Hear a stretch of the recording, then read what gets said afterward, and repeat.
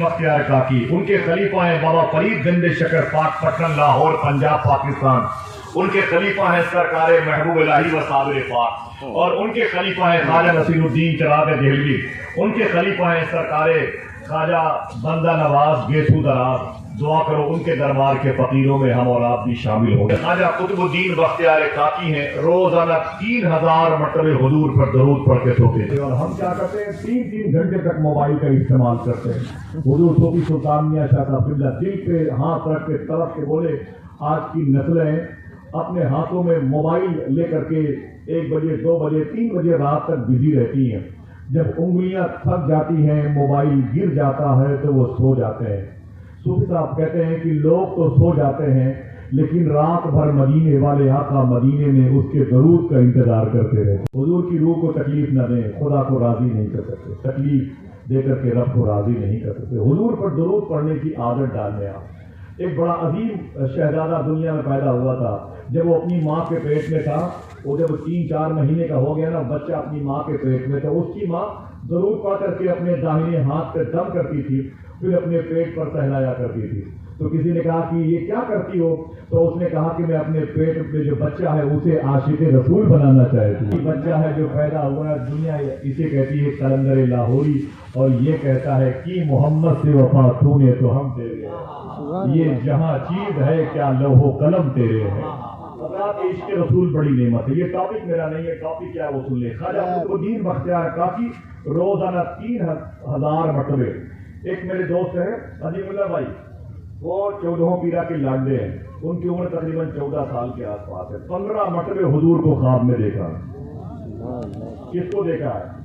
सब लोग मिल करके लिए बात करें तो दिक्कत हो जाएगी। हुजूर को देखने का मसला, हमारी आंखें इतनी गंदी हो गई कि मैंने कंफर्म कर लिया कि अब मुझे हुजूर नजर नहीं आएंगे। एकदम फाइनल बात है। हमें मोबाइल की तस्वीरों ने अपनी गिरफ्त में ले रखा है। इस दिल में बस चुकी है तमन्ना गुनाह की, ये दिल नबी की याद के काबिल नहीं रहा।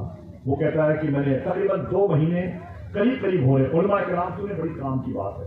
वो कहता है रो के बोला, मैं बेंगलोर जा रहा था, इलाहाबाद एयरपोर्ट पर बैठा हुआ था, बड़ी उसकी दोस्त की कॉल आई, रोया बहुत। मैंने कहा क्या हुआ? बोले 3 दिन में 2 मरतबे मैंने हुजूर को ख्वाब में देखा है। अल्लाह शाह साहब है तो इस बात को सुनेंगे, कहीं भी इस बात को सुने, कोई बात नहीं। वो कहता है कि मैंने 3 दिन में 2 मरतबे हुजूर को ख्वाब में देखा। जब हुजूर दूसरी मरतबे मेरे ख्वाब में तशरीफ लाए तो हुजूर बहुत रो रहे थे। इतना रोए कि हुजूर की दाढ़ी शरीफ से आंसू नीचे गिर रहे। मैंने हुजूर के कदम पे अपने सर रख के कहा कि सरकार मेरी खता हो तो माफ कर दें, आप इतना आप दीदा क्यों है, अश्क बार क्यों है, इतना रोते क्यों हैं? तो मेरे आका ने हिचकी लेते हुए फरमाया कि मेरे रोने की वजह यह है कि मेरी उम्मत मुझ पर दरूद नहीं पड़ती। हुजूर ने जो कहा वो सच है कि नहीं। सीने पर हाथ रख के, खाना मिलने में देर हो तो बीवी को प्लेटों से मार देते हैं, 4 साल की 5 साल की बच्ची के चेहरे पर तमाचे मारते हैं, रोटियां ठंडी हो तो लात मार के दस्तरखान को उधर फेंक देते हैं, पानी मिलने में देरी हो तो हम घर उठा लेते हैं। अल्लाह अल्लाह अल्लाह। और हुजूर पर दरूद पढ़ने का मामला आता है ना, तो पूरा कस्बा मिलके 3000 मरतबे पूरे हफ्ते में नहीं दरूद पढ़ पाता। हुजूर रोए बहुत, बोले मेरी उम्मत मुझ पर दरूद नहीं पड़ती है। मैंने सोचा भी नहीं था कि मेरी उम्मत मुझे इतनी जल्दी भूल जाए। अल्लाह के नबी सल्लल्लाहु अलैहि वसल्लम अपनी कब्र शरीफ में तुम्हारे दरूद का इंतजार कर रहे हैं। 50,000 का मोबाइल बच्चों को दे दिया तो क्या मतलब उसे जन्नत की सर्टिफिकेट दे दी? हाँ, अजीब बात है। बेटा इस कमरे में, बेटियां उस कमरे में, माँ उस कमरे में, बाप इस कमरे में। रात के 1 बजे कमरे में टहल जाइए दरवाजे पर तो हर कमरे से गाने बजाने की आवाज आती है। ऐसे घर में हुजूर आएंगे? रस्मी तौर पर कहते रहिए, सुना है आप हर आशिक के घर तशरीफ लाएंगे। कहते रहिए हुजूर के आने के लायक पहले घर बनाइए, दिल बनाइए, आंखें बनाइए। दुआ करें अल्लाह हमारी आंखों को मुसलमान बना दे। मेरी गुफ्तगू है, अल्लाह कुरान में इरशाद फरमाता है इहदिनस सिरातल मुस्तकीम, सीधे रास्ते पर चलने की जो दुआ। उलमा किराम फिर नमाजों में सलाम फेरने के बाद कहते हैं अल्लाहुम्मा इहदिनस सिरातल मुस्तकीम। सलाम के बाद भी दुआ मांगी जाती है अल्लाहुम्मा इहदिनस सिरातल मुस्तकीम। माँ कहती है ऐ अल्लाह मुझे भी सीधे रास्ते पर चला, मेरे बेटे को भी, मेरी बेटी को भी। बीवी कहती है कि मेरे शौहर को भी। बाप कहता है मेरी बेटी को भी सीधे रास्ते पर चला। तो लोग शायद ये समझते हैं कि सीधा रास्ता ये जो हंडिया से पोखराज गया है यही है। لوگ سمجھتے ہیں کہ وہ سیدھا راستہ، آپ سکندرا سے نکلے پھولپور پہنچ جائیں، یہ سیدھا راستہ ہے، آپ پھولپور پہنچ جائیں اور بول دیں کہ میں خیریت سے آ گیا تو گھر والے خوش ہو جائیں گے، اچھا ہوا میرا جو شوہر تھا وہ صراط المستقیم پہ چل رہا ہے، خیریت سے صراط المستقیم کی آیت پر عمل کر رہا ہے۔ یہ نہیں ہے اس کا اشارہ۔ ایک عظیم درویش کہتا ہے کہ اہدنا الصراط المستقیم کیا ہے، سیدھے راستے پر چلنے کی جو دعا مانگی گئی وہ کیا ہے؟ بولے اس میں حقوق کی طرف اشارے کیے گئے ہیں۔ اگر آپ کے گھر میں کوئی پڑوسی ہے تو پڑوسی کا حق ادا کر دو، حق ادا ہو جائے تو کہنا اللہ نے مجھے اہدنا الصراط المستقیم پہ چلنے کی توفیق عطا فرمائی۔ آپ جس شہر میں رہتے ہو اگر شہری کے حق ادا کر دیے ہیں تو آپ یہ کہنا کہ اللہ نے مجھے شہری کا حق ادا کرنے کی توفیق دی ہے، گویا ہم اہدنا الصراط المستقیم پہ چلنے والوں میں شامل۔ آپ کے دروازے پر کوئی کتا بیٹھا ہوا ہے، آپ کھا کے نکلے، اس کے کھانے کا انتظام کر دیا، تو صوفیہ کہتے ہیں خوش ہو جاؤ کہ اللہ نے ہمیں اہدنا الصراط المستقیم پہ چلنے کی توفیق عطا فرمائی۔ میری کچھ باتوں کے اشارات سمجھ رہے ہوں گے آپ۔ حقوق اللہ، حقوق العباد کو ادا کرنے کا نام صراط مستقیم۔ جو علماء کرام بیٹھے ہوئے ہیں، جامعہ اشرفیہ اور جامعہ امجدیہ، جامعہ غریب نواز اور جامعہ حبیبیہ میں بڑی راتیں گزاری ہیں، ان کے قدموں کی بہار کو میں چوم کر کے یہ باتیں کرتا ہوں۔ اگر اس آیت کی تکمیل، اس آیت پر عمل کر کے آقا کریم صلی اللہ علیہ وسلم کو، حضور کے غلاموں کو آپ جنت کے دہانے پر دیکھ رہے ہیں تو اس کی جھلکیاں بھی ہمیں اور آپ کو نظر آنی چاہیے، دکھائی دینی چاہیے۔ میں بتاتا ہوں آپ کو، آقا کریم صلی اللہ علیہ وسلم کے شہر میں حضور کی تعلیم پر، اس پر صحابہ کیسے عمل کرتے تھے اور حضور کیسے خود عمل کر کے دکھاتے تھے کہ صراط المستقیم کیا ہے، یہ صراط مستقیم کیا ہے، یہ سیدھا راستہ کیا ہے۔ سن لیں، 10-20 لاکھ روپے کی گاڑی میں پیٹرول بھرا لیں، ڈرائیور اچھا ہو، سامان اچھا ہو، پیسے ہوں، آگرہ اجمیر شریف کہیں بھی جا رہے ہوں تو سیدھا راستہ یہ ہے کہ جس ہوٹل میں کھانا کھائیں وہاں کسی غریب بھی نظر آئے تو اسے بھی کھلا کے کھانا کھائیں، جس عظیم بارگاہ پہنچے وہاں کوئی غریب فقیر مسکین ہو تو اس کے بھی کھانے کا خیال رکھیں۔ تب آپ دل کو مطمئن کرنے کے لیے کہہ سکتے ہیں کہ میں نے سیدھے راستے پر چلنے کی کوشش کی ہے۔ یہی زمین ہے جسے زمین مدینہ کہتے ہیں۔ مدینہ شریف میں کرسچن لڑکا 7 سال کا اپنی ماں سے کہتا ہے، امی میرا باپ جب سے مر گیا ہے کبھی پیٹ بھر کھانا نہیں ملا، تو کیا باپ کے مرنے کے بعد ہم بھی مر جائیں گے؟ میرے خاندان میں کتنے بڑے بڑے پیسے والے لوگ ہیں، اے میری ماں یہ مجھے ایک روٹیاں بھی نہیں دیتے اور مجھے حقارت سے دیکھتے ہیں، مجھے اپنے قریب بٹھاتے بھی نہیں ہیں، کیا اتنے بڑے مدینے میں کوئی ہے نہیں جو یتیموں کا سہارا بن جائے؟ ماں نے کہا بیٹے اس مدینے میں تیرے خاندان کے لوگ تیرا ساتھ نہیں دے سکتے، ہاں ایک مدینے میں ہے جسے آمینہ کا لال کہا جاتا ہے۔ خوش ہو جاؤ، تمہارے نبی کی بات ہو رہی، خوش ہو جاؤ۔ بیٹیوں کی تعریف پر بڑے خوش ہوتے ہو، میں اس کی تعریف کر رہا ہوں جس کی تعریف پر خدا خوش ہوتا ہے۔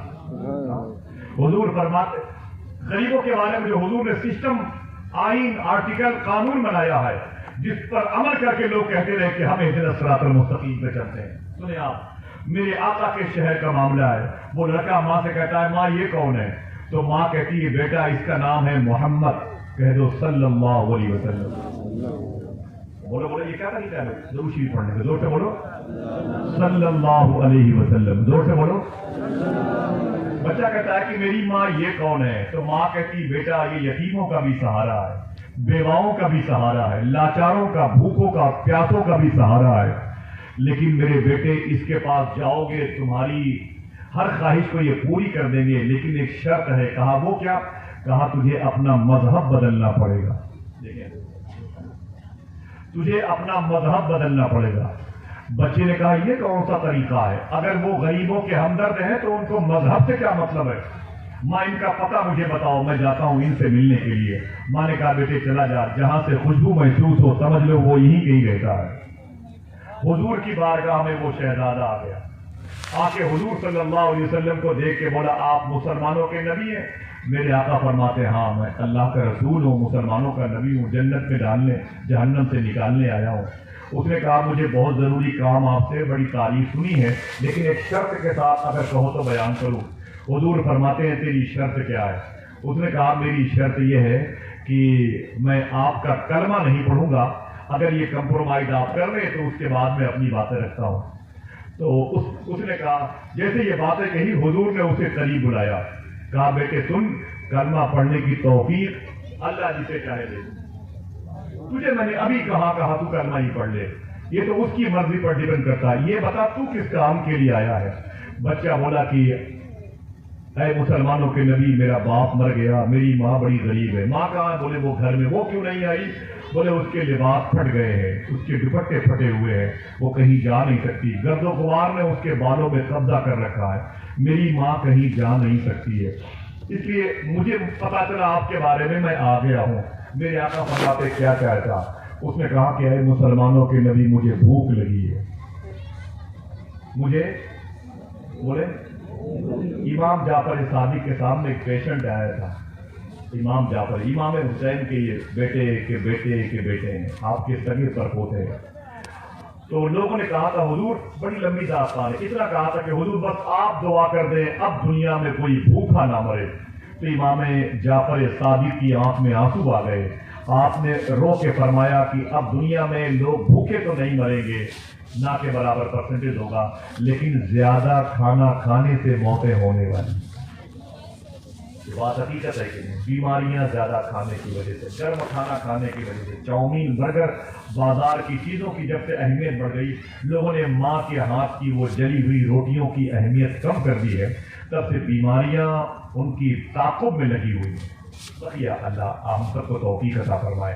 وہ بچہ بولا کہ میری ماں بہت بوڑھی ہے, کپڑے پھٹے ہوئے, نکل نہیں سکتی, میرا باپ مر گیا, میرے خاندان کے لوگ مجھے اپنے جوتوں کی نوک پر رکھتے ہیں, مجھے دیکھتے بھی نہیں ہیں, حقارت سے کہتے ہیں غریب اور منحوس کہیں کا مجھے بھگا دیتے ہیں. کئی دن ہو گئے مسلمانوں کے نبی مجھے کھانا کھائے ہوئے. میرے آقا صلی اللہ علیہ وسلم کا دل پگھل گیا. اللہ اکبر اللہ. حضور صوفی سلطان میاں صاحب اللہ سے ایک شخص نے کہا کہ ہم میں اور حضور میں کیا فرق ہے؟ فرمایا کروڑوں کروڑوں گنا فرق ہے. کہا کوئی ایسی بات بتا دو جو میری سمجھ میں آ جائے. تو صوفی صاحب اللہ فرماتے علماء بیٹھے ہوئے ہیں, اہل علم, اہل ادب, اہل محبت بیٹھے ہوئے ہیں, اور آپ خود پڑھے لکھے لوگ ہیں, بڑی بڑی ملازمت کی کرسی پر قبضہ کیے ہوئے ہیں. صوفی صاحب فرماتے ہیں کہ تجھ میں اور حضور میں کروڑوں گنا فرق ہے, لیکن تیرے سمجھنے کے لیے ایک بات کہتا ہوں سن. تجھ میں اور حضور میں ایک فرق یہ بھی ہے کہ اگر تم کھانا نہ کھاؤ تو بھوکے مر جاؤ, حضور کھانا نہ کھائیں تو کھانا مر جائے. آپ سمجھ گئے؟ کہتے ہیں اگر تم کھانا نہ کھاؤ تو بھوکے مر جاؤ, حضور کھانا نہ کھائیں تو کھانا مر جائے. تم اگر پانی نہ پیو تو پیاسے مر جاؤ, حضور اگر پانی نہ پیے تو پانی مر جائے. صحیح ہے کہ نہیں ہے؟ بولو بولو اللہ اکبر. وہ کہتا ہے کہ میں کیا کروں, بہت بھوک لگی. میرے آقا گھر کے اندر تشریف لے گئے اور اندر سے کھانا لے کے آئے. روایتوں میں آتا ہے حضور نے اپنے ہاتھوں سے اس بچے کو کھانا کھلایا. خوش ہو جاؤ ذرا, محبت سے کہہ دو سبحان اللہ.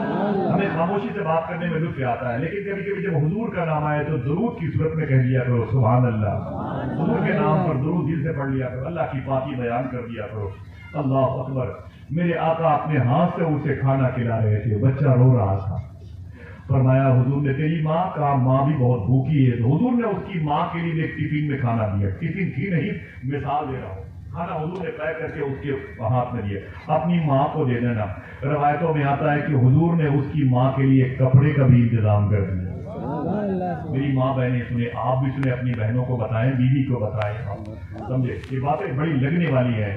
وہ کہتے ہیں کہ حضور نے میرے ماں کے لیے بھی انتظام کیا اور کچھ پیسے بھی نظر کیے. جب میں نکلنے لگا تو حضور نے ایک جملہ کہا. کوئی ایک آدمی سبحان اللہ کہہ دے تو حضور کا وہ جملہ بتا دو.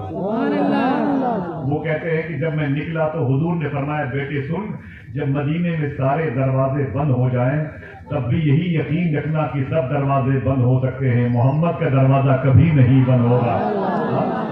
یہ رحمت حامی گورکھپوری نے کہا تھا, یہ رحمت کا ہے دروازہ, یہاں تالا نہیں لگتا, کھلا رہتا ہے پانچوں وقت میں خانہ محمد کا. بیٹے یہ دروازہ تیرے جیسے کے لیے ہمیشہ کھلا رہتا ہے, جس کا کوئی نہیں محمد اس کے ہیں. بھوکوں کی بھوک مٹانے کے لیے محمد آئے. الطاف حسین حالی کہتا ہے وہ نبیوں میں رحمت لقب پانے والا, مرادیں غریبوں کی بر لانے والا, اتر کر حرا سے سوئے قوم آیا اور ایک نسخہ کیمیا ساتھ لایا. اللہ نے میرے آقا کی بڑی شان ہے. وہ بچہ گھر چلا گیا, گھر جاتے ہوئے کبھی حضور کے دیے ہوئے تحفے کو دیکھتا تھا, کبھی حضور کی ادا کو یاد رکھتا تھا. کہہ دو سبحان اللہ.